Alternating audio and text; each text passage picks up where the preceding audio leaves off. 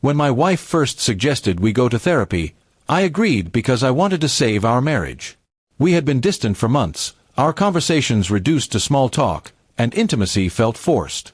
She convinced me that a professional could help us rediscover what we had lost. I didn't argue, because I truly loved her and wanted to make things work.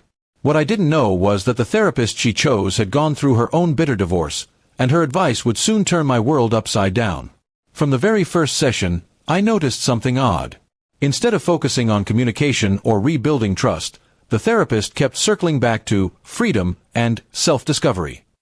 She told my wife that sometimes couples suffocate each other, and suggested that loosening the boundaries could bring excitement back. I thought she meant more hobbies, personal space, or separate activities. But one session later, the therapist openly suggested opening the marriage, just a little. My stomach dropped when I heard it. I told them I wasn't comfortable with that. To me, marriage was sacred, built on loyalty, commitment, and trust. My wife, however, nodded as if the therapist had given her the golden ticket to happiness. On the drive home, she insisted it was only an experiment, that I was overreacting, and that we should at least try. I refused, but she kept pressing the subject until we stopped talking altogether.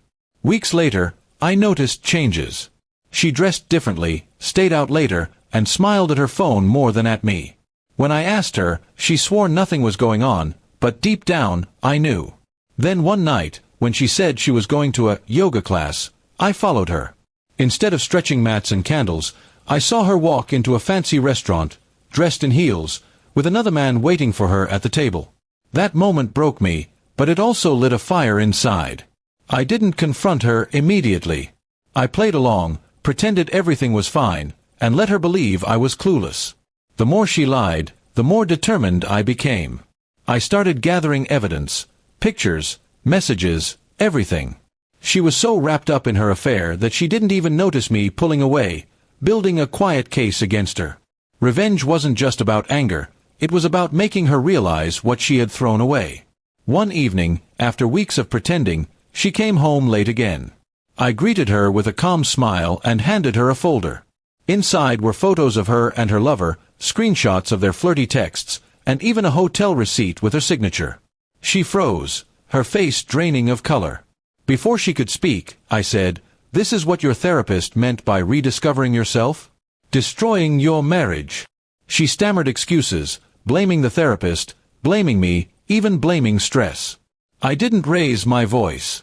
Instead, I told her I had already filed for divorce and attached the evidence for court.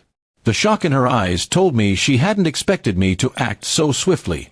She begged me to reconsider, promised it was only a phase, but I was done. Revenge, for me, wasn't about screaming or violence.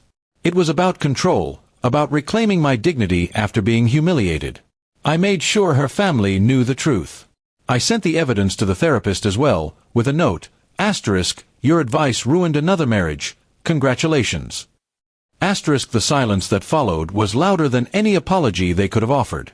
My wife tried to turn the tables, saying I was cruel for exposing her. But her parents, once her strongest supporters, looked at her with disappointment. They told her she had crossed a line that couldn't be repaired. That night, she packed a bag and left for her sister's place, while I sat alone in the house, strangely at peace.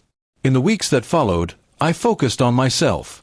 I joined a gym, reconnected with friends, and even traveled for the first time in years without worrying about anyone's approval.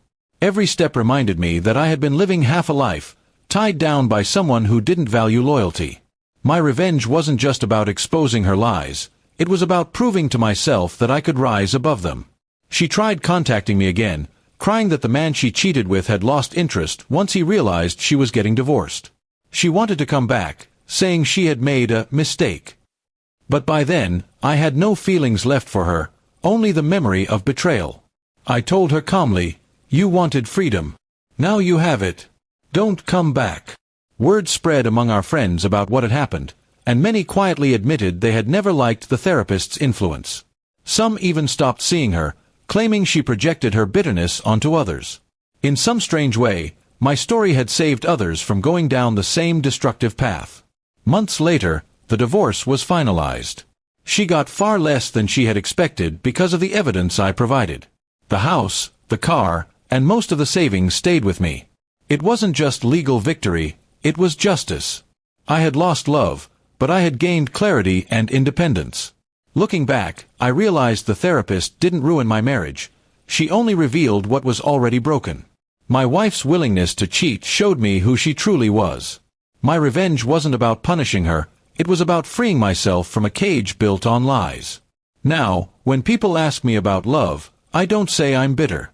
I just say I learned the hard way that trust, once broken, can never be repaired. And as for my ex-wife, she will live with the knowledge that the man who loved her most was also the one who exposed her. That, to me, is the sweetest revenge.